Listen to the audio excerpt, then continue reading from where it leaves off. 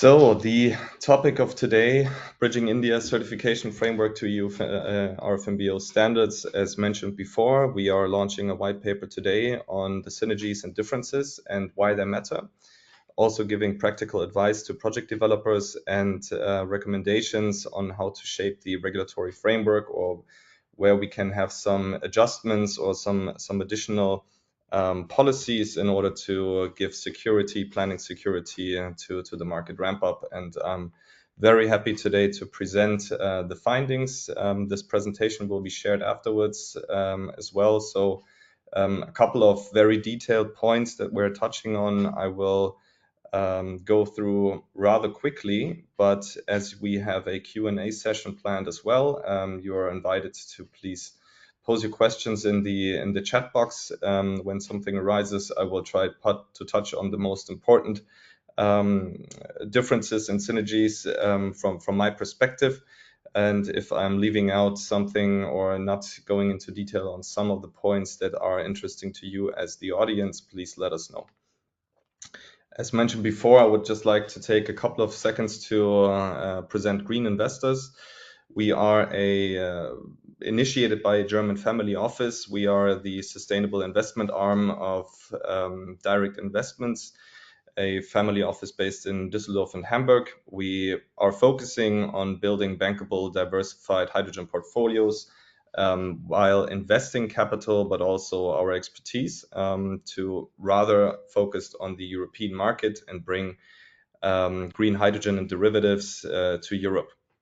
We usually actively invest early stage in project developments, and we bring our advisory into those project developments as well, therefore contributing with capital and equity, sweat equity into building those bankable hydrogen projects to deal with the fact that we do not have enough final investment decisions globally today in order to meet our hydrogen demand, as pointed out earlier in the welcoming speech. And we are focused globally on many countries that have favorable production for renewables, but not only for renewable hydrogen, but also low carbon and natural hydrogen production. Generally, as I said before, we are lacking FIDs, final investment decisions, for those large infrastructure projects. They are usually, the bigger they are, the more complex they will get. And we do think that the lack of final investment decision also comes from a silo thinking of this triangle that we can see here, from producers to investors to the off-takers, that are all sort of waiting for each other. We have an expectance for willingness to pay from off-takers, and we have an expectance from off-takers to producers on meeting certain costs. And usually risks in this very nascent project development of renewable hydrogen, they will have an impact on cost of capital as well. So investors are reluctant, they're pricing in the risks, and therefore cost of capital increases and the overall price of the derivative increases, which makes the off-takers again reluctant to commit to binding off-take agreements. We do think we understand those needs, and we're bringing it together with regulators, governments, and funding bodies. We're trying to solve that dilemma and bring more investment decisions to the table. I will skip now a little bit through these, but you can read up on these slides after the presentation, as it will be shared.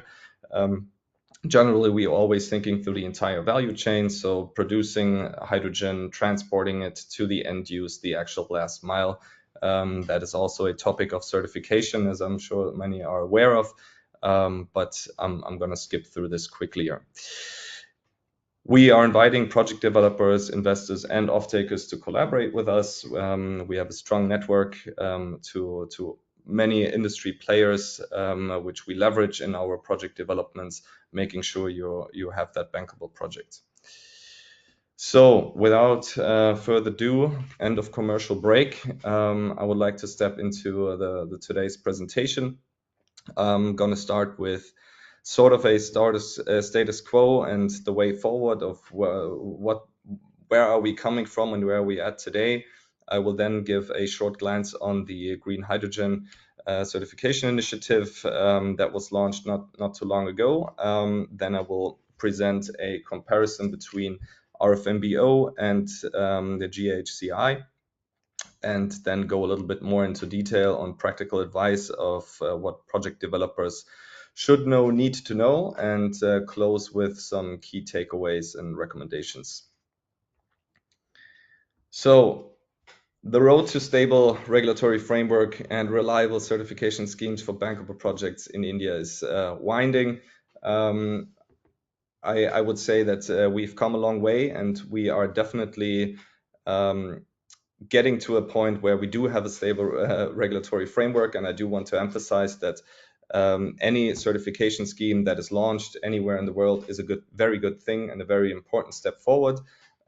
We should not lose, although the overarching goal to harmonize each of those certification schemes in order to really bring the security and investment security to projects that are aiming for an export.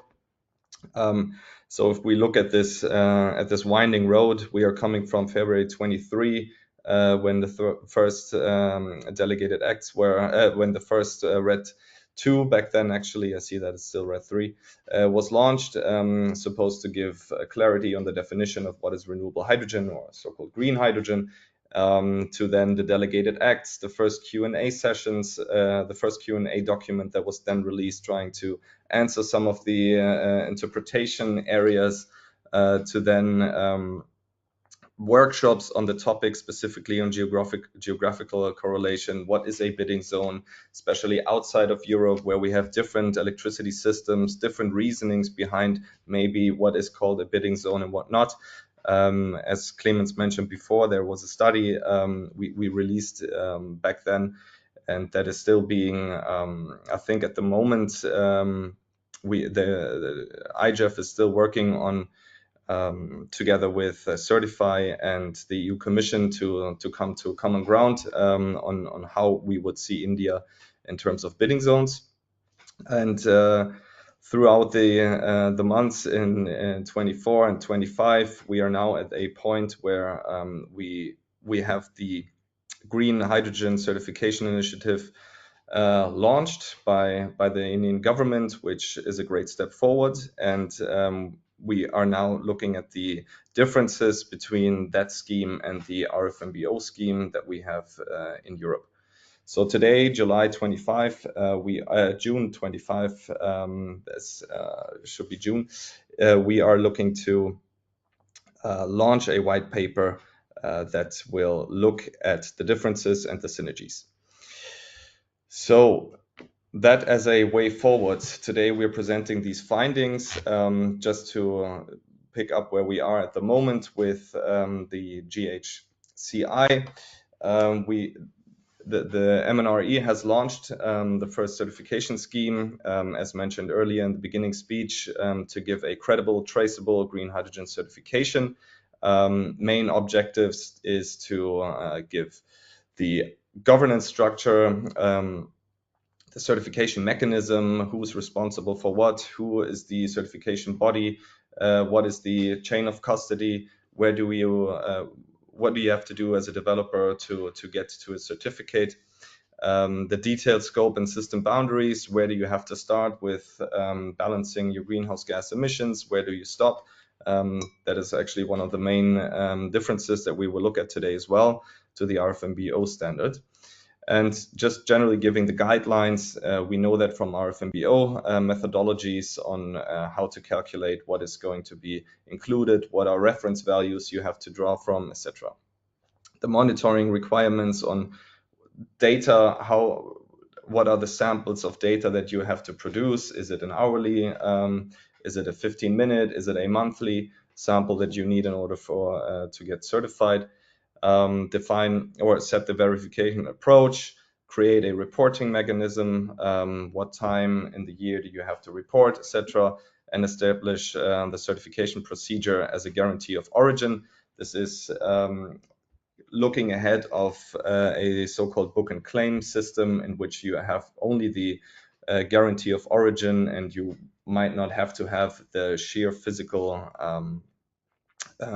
connection between use and production of green hydrogen. But on that, also on a couple of slides later.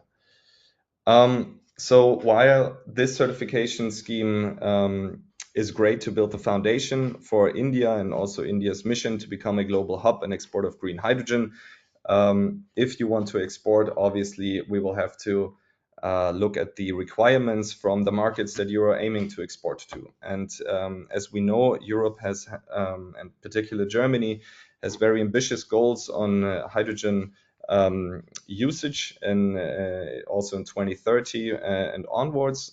So it would make sense if you are exporting that you're looking at the German European market. Therefore, we would have to look at the market rules from that country where we're aiming to export to. So export ambition meets regulation. We have to look at the rule book of RFNBOs. We do need to check the policy on both of those. So that's what we're doing today. And important for developers that are trying to seek this final investment decision as well. They want clarity. They need to know if they will still comply and if their business case is actually working out the way they were intending to. We are doing this white paper exactly for that, and it will be launched today together with the presentation. So on the next topic, we're now diving deep into the subject. As I mentioned before, there's quite a lot of topics and points to touch upon. So I will try and pick some of the most important ones for this presentation today. One of the major differences between the Green Hydrogen Certification Initiative and RFNBO is, to start with, biomass-based electricity, but also biofuels or hydrogen made from only biomass through, for example, biomethane and then steam reforming would be considered under the Indian scheme as green hydrogen, or would get the green hydrogen certificate. Whereas RFNBO, as the name says, renewable fuel of non-biological origin, actually excludes electricity directly coming from a biomass source. So that is one of the biggest or straightforward differences. Another one, and most importantly, where we do also see some of the uncertainties still in the current status, is that we are looking at different greenhouse gas emission methodologies, or let's say system boundaries. So as mentioned earlier by Green Hydrogen India, the RFNBO limit on kilograms of CO2 per kilogram of hydrogen is 3.4, whereas the Indian scheme has only 2. Now, this obviously counts for not the entire derivative chain. If you would look at it that way, you would say the green hydrogen in the India scheme is more strict. That is true if you look only at the hydrogen production. But because RFNBO is actually, as you can see on the right-hand side, looking at the full value chain of transport, storage, and end use, it would be harder to comply with RFNBO if you're exporting ammonia, for example, ammonia to Europe, because you would have to include all those steps that come after. So it's not clear if RFNBO standards were, or if the RFNBO standard only had thought about hydrogen itself, if they would have said, okay, we can be a little bit more stricter. But in any case, if you are producing hydrogen in Europe, you need to only meet the 3.4 kilogram of CO2 per kilogram of hydrogen. What I'm trying to say is the system boundaries of renewable hydrogen as in RFNBO is wider. Therefore, you will have to comply with more emission savings along the entire value chain. So you cannot really say what is stricter because you're comparing apples with oranges. If you're only looking at the hydrogen production, though, the Indian scheme would be even more strict. So another major difference is the banking of electricity. The RFNBO demands with some transition periods, you do have to at one point provide evidence on hourly correlation between electricity production and hydrogen production. which is not the case for the Indian scheme. Also, the Indian scheme does not have the bidding zone logic as we have it in RFNBO. Therefore, wherever you're connected to a grid in India and you can draw physical from the grid, that means that you are compliant with geological correlation in that sense, although there's no real point as in geographical correlation in the Indian scheme. I've touched on the different thresholds for emission per hydrogen, so I'm going to skip the last two. But the right-hand side graph gives the overview on the system boundaries of the Indian scheme and where we are with the RFNBO scheme. So those are just the major differences that I want to touch on before going now into a more detailed comparison, where I will skip through some of them in order to leave some room for questions. So starting with the typical, or let's say the more prominent criteria coming from RFNBO, as in the additionality criteria, we know that your renewable plant must be commissioned less than 36 months before your electrolyzer has come online, and you're not allowed to have any operating or investment aid, meaning in subsidies, in that time.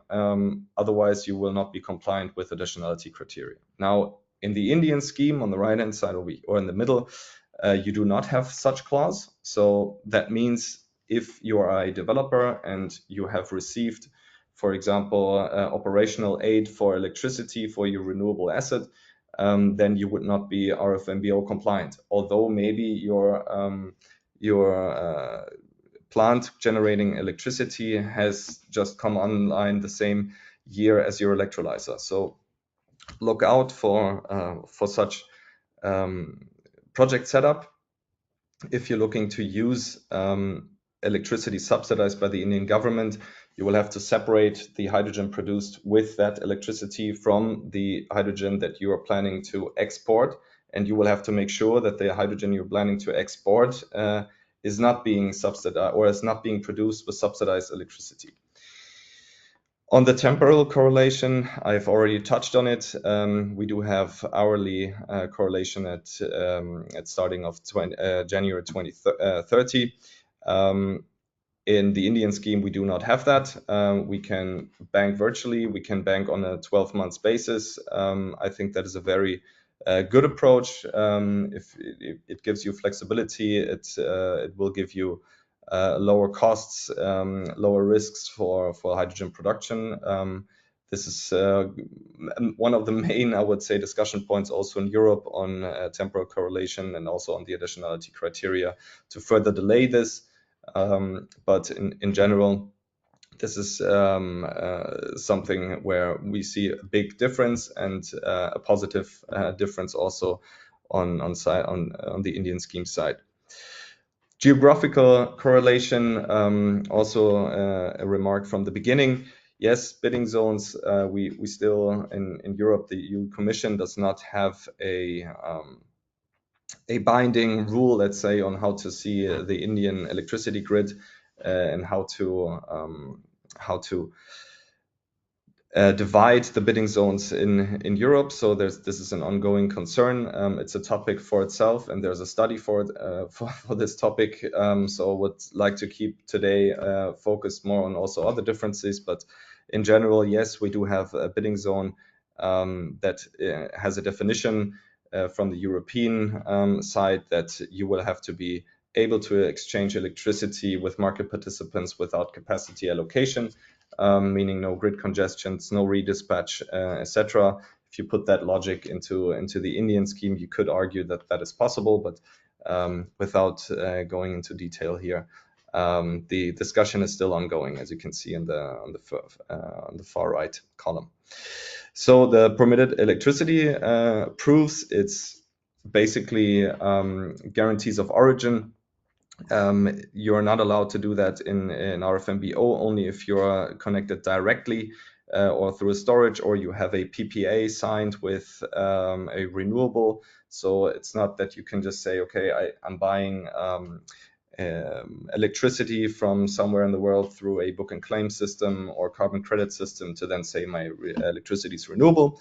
That is not possible. However, something like that is possible in the Indian scheme. So you can have grid banking, as mentioned before, with the hourly, with the monthly, yearly correlation actually that that India has set in the certification scheme. You can do that, and that's one of if done correctly and if all the rules for really accounting on the greenhouse gas emissions are followed, that can actually be very beneficial to the business case as well.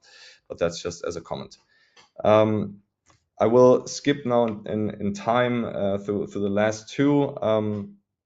Maybe on the verification of power data, you're submitted to voluntary scheme auditor to say, okay, how do I want to provide my data to my auditor so that I will get the certificate I'm looking for. However, in the Indian scheme, hourly meters are required, but reporting uploaded monthly, no hourly matching. So it is advised to use a granular data sampling rather than leaving it open. So that's where we have a difference in the verification. Jumping even more into a deep dive on the methodology of greenhouse gas emission calculation. Again, I will not go into very much of the detail. I think the biggest and most important differences I've just touched on, but the reference standards in EU RFNBO methodology, we have that as a delegated act as well. In India, we do have the relying on the ISO norms and not on their own made up methodology as we have in Europe. So EU uses its own formula. The Green Hydrogen Certification Initiative adopts ISO framework. The greenhouse gas threshold also touched upon before, 70% savings comparing to the fossil comparator. That translates into 3.4 kilograms CO2 equivalent to per kilogram of hydrogen. Low heating value. We have a stricter one if you look only at the hydrogen system boundaries in the Indian scheme. However, that is not looking at the entire value chain of transport, storage, logistics, and use. So therefore, you cannot really compare the two thresholds, as it is obviously not looking at the entire value chain. So system boundaries I've touched upon. Electricity emission factor, it's again something where we have two different databases and temporary granularity. Hourly measured if direct, or residential mix if coming from the grid. There's emission factors that are proposed by the EU Commission, and India has its own, so therefore it's different databases and different comparators or different values you would have to use. I will skip on this one because I'm looking at the time, and I feel like if there's a question to the other last 2 points, please put that in the chat box. But I would like to skip now to some more practical advice to project developers, and maybe pointing out some recommendations. When you are intending to export green hydrogen to Europe, or you want to apply, for example, for the H2 Global tender that has just launched officially, there's some things you should keep in mind. And one of that is that the Strategic Intervention for Green Hydrogen Transition, a funding program by the Indian government, is something that was launched already a while ago, but where the green hydrogen certification is a key in order to receive that funding. It's important to know that this funding program follows a place of production approach and not place of use. So that means wherever you're producing green hydrogen and it complies with the rules of the certification scheme, the Indian certification scheme, you will be granted your subsidy. Projects could receive an Indian side program, but still for 100%, and all of that hydrogen that was produced through that incentive can still be exported, but under some rules that I would like to touch on now.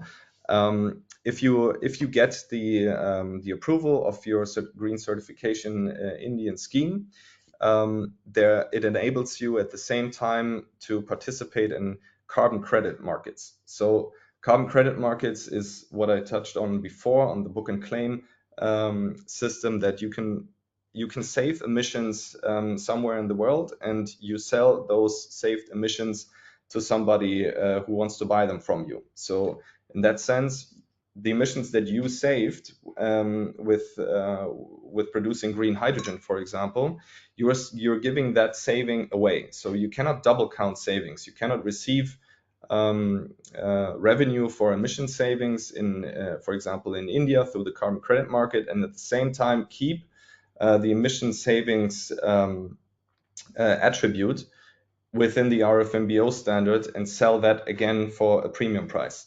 So that would be the double dipping approach that I'm outlining here. If you intend to get subsidized by the site program, you need to keep in mind that if you're trying to sell the carbon credit within the carbon credit market in India, that will automatically disqualify you from becoming an RFNBO, or having the same ton of hydrogen also being an RFNBO hydrogen.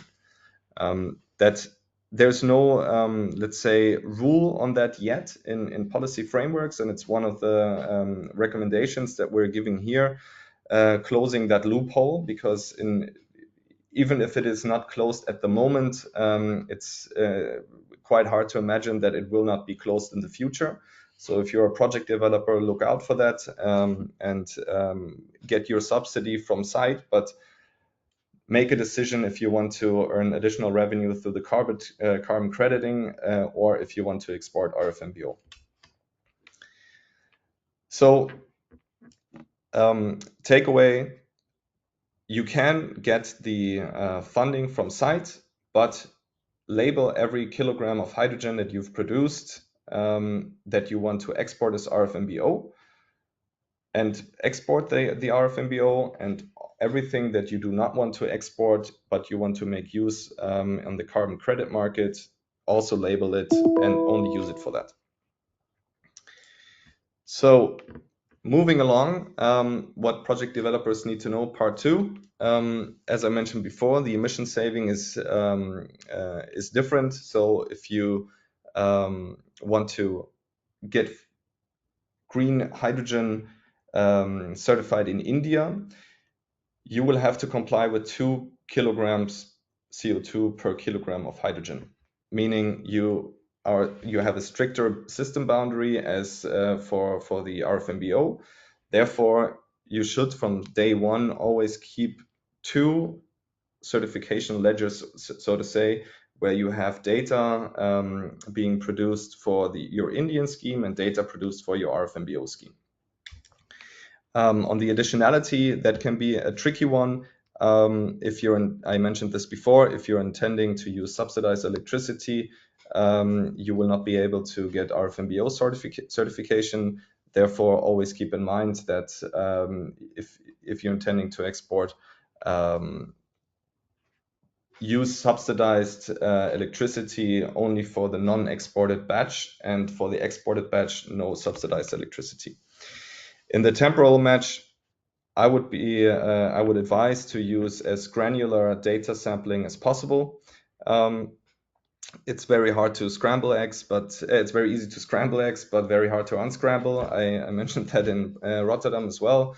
If you have very granular data, you can always put it back together. But if you don't know what happened within 1 hour, and you will need to know at one point, then it will be impossible to get the data back. On the geographical link, I'm happy to also discuss on it in a Q&A session on the bidding zone concept. If you want to stay on the safe side, I advise project developers to try and be as close as possible to your hydrogen production facility with the renewables. I know that India has great potential for hydropower storage and green markets to facilitate that.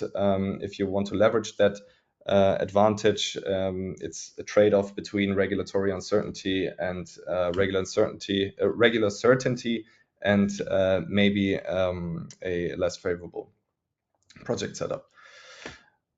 So Indian side subsidized and still H2 Global funding. First off, yes, you can still get. Simon, can I come in for a second? Yes, sure. In light of the time, please Yes, keep the next slide a bit shorter. Thank you very much, will Simon. do. Will do. So I'm going to keep this very short on this slide. You can receive H2 Global funding and the site. You just need to make sure that you are RFNBO compliant, as I mentioned before. And on the verifying, monitoring, reporting, verification, I will make it very quick over here. It's basically from the monitoring, reporting, verification, it's quite similar. The verification, an accredited carbon verifier is announced by the Indian Bureau of Energy and Efficiency, and the audits also have to be done by an auditor, and quite the same for the RFNBO as we know. And I'm happy also to hear Atman and Certify on their thoughts on what is a practical approach on this topic. Going to important compatibility questions, practical approaches for the certification. Also excited to hear what Atman and Certify has to say about this.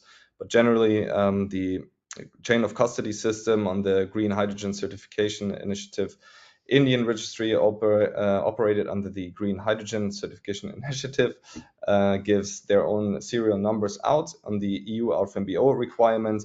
The auditors that are chosen to certify the voluntary standards, they have their own numbers. So if you are producing a ton of hydrogen, you basically need two certificates.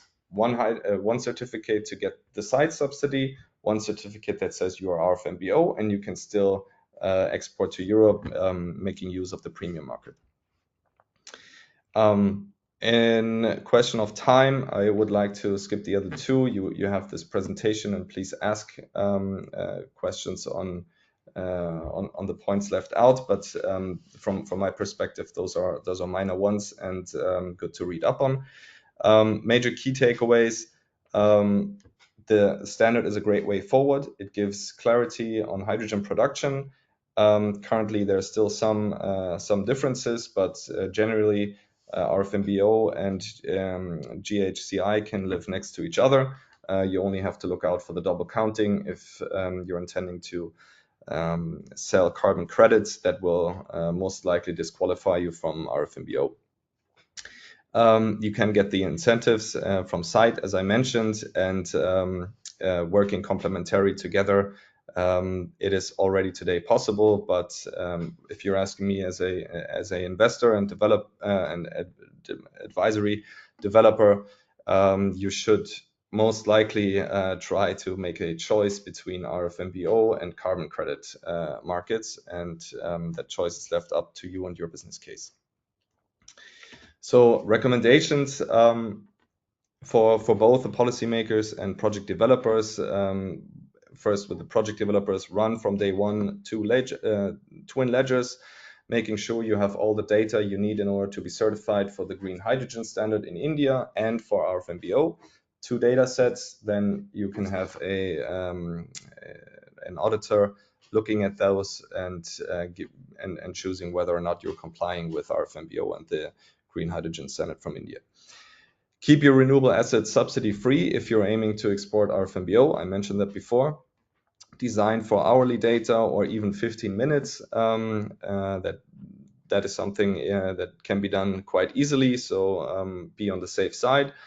Disclose your Indian incentive in the EU bid. That is something I didn't say on the previous slide, but generally, if you're actually getting the site, make sure that you're flagging it to H2 Global and ring fence your export batches against the carbon credit market to avoid the double counting. For policymakers, from an industry perspective, obviously desirable to have more regulatory certainty on things. And if there is a rule in order to make sure that you can close the loop of the loophole of having carbon credits revenues and at the same time double count the emission savings in another market, we would advise to look into that and to sort of implement a rule book or an approach in order to close that gap. That counts both for the EU and for India, and I think it's important that we have a dialogue in this. And as the last one, published derivative scope roadmap. It always is desirable if you know that the government is working on something and that you can start a stakeholder consultation, understanding the rules for greenhouse gas balancing in the Indian scheme. What are the new system boundaries if you're also looking at the derivatives? So I would close with this, say thank you, and